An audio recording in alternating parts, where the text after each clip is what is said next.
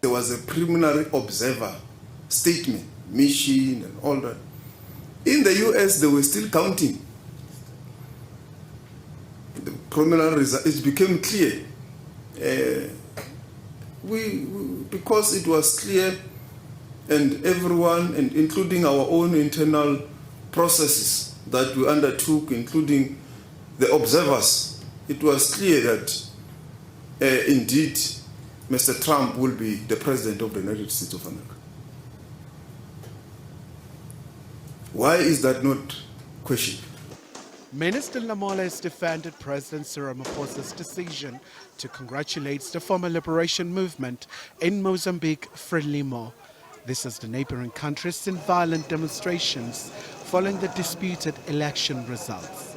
Lamola says they're in constant communication with their counterparts in Maputo. We will continue to call for calm as South Africa, to that whatever protest must happen within the ambit of the law, without destruction of property and so forth. And we do the same with regards to law enforcement, even in Mozambique, which the outgoing president and the president-elect have also called that there must be restraint in also handling of the protest. So we will be in line with that and await the outcomes of the Constitutional Council of Mozambique, which we everyone place an importance as the prime and the supreme resolver of disputes. South Africa is banking on the SADC troika to ensure that there is lasting peace in Mozambique. It will be obviously informed by the SADC principles and processes, but our position, we will state it at the meeting. It will make no sense for us to say it now because the discussions, as you are aware, internally are confidential. But I can say that it will be underpinned by the SADC principles that I have stated in the statement. Pretoria is also looking forward to working with a new government in Botswana. The Deputy President was there, he represented us, and we look forward to continue with fraternal bilateral relations with the Republic of Botswana on the issues of trade and unilateral ban of South African products in Botswana. We will engage with the incoming administration. He also touched on the issue of the country's foreign policy under the government of national unity.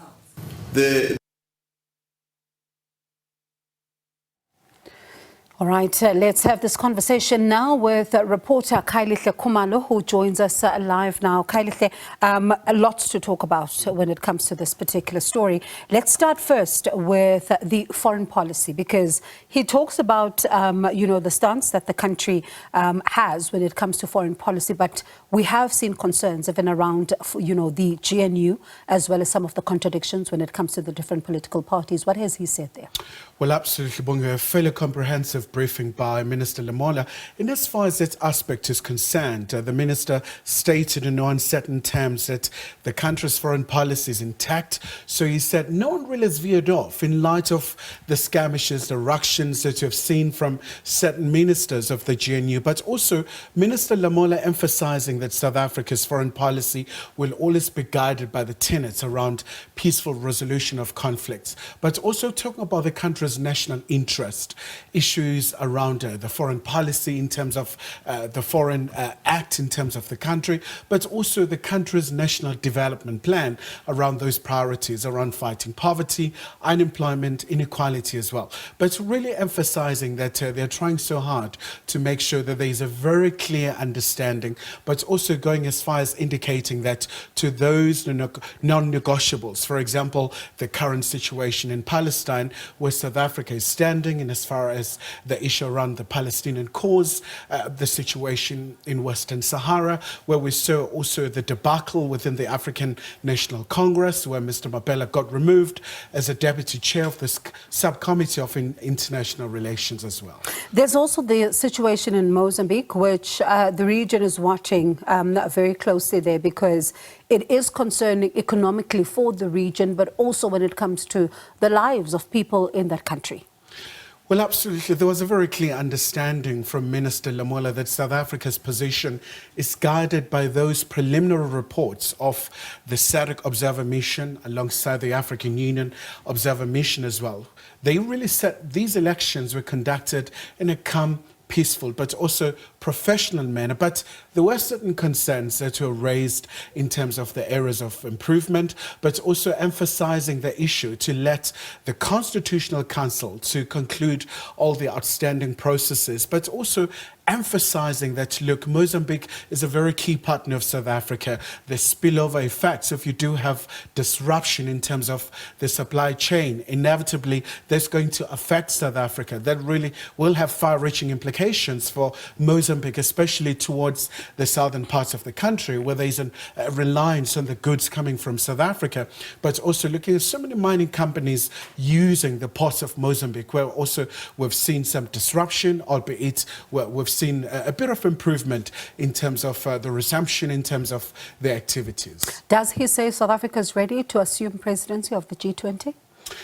A very, very important task for South Africa. As you know, that's the culmination for Brazil will be towards late this month, where there will be a big summit for the leaders from the 19 countries, from the developed north and also from the global south. So a very important time for South Africa for the official handover to the G20. For South Africa, in terms of the theme, it's all about sustainability. It's all about equality as well, but pushing a number of issues affecting the developing world, issues around the financial architecture, those reforms in terms of these key institutions, but also issues around climate change as well, having a very severe impact for a number of countries. So Minister Lamola say, for now, they're going to wait for Brazil to officially conclude, but come the 1st of December, the website will go live. South Africa will be threshing out in terms of the programs where a series of meetings will be held. All right, quite an interesting one. But speaking about global issues, we're seeing a familiar face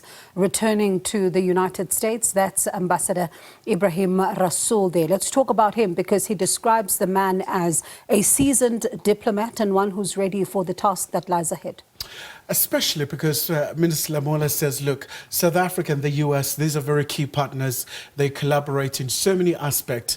They would have challenges from time to time, just like any other partners. So he's saying this was quite a very deliberate decision in making sure that they bring back Mr. Ibrahim Rasool to Washington, D.C., but also to oversee a number of programs that are still outstanding, but also someone really enjoys respect in terms of the bipartisan approach, whether from the Republicans or the Democrats, especially in light of the changes that you have seen with President-elect Trump being elected by the Americans, but saying it's quite a very important moment for Pretoria and Washington, D.C. in terms of addressing a number of issues, especially where they do have the point of convergence, but also emphasizing that this is a very critical time for these two countries. Critical indeed, especially where they even have differences of opinion. What happens then?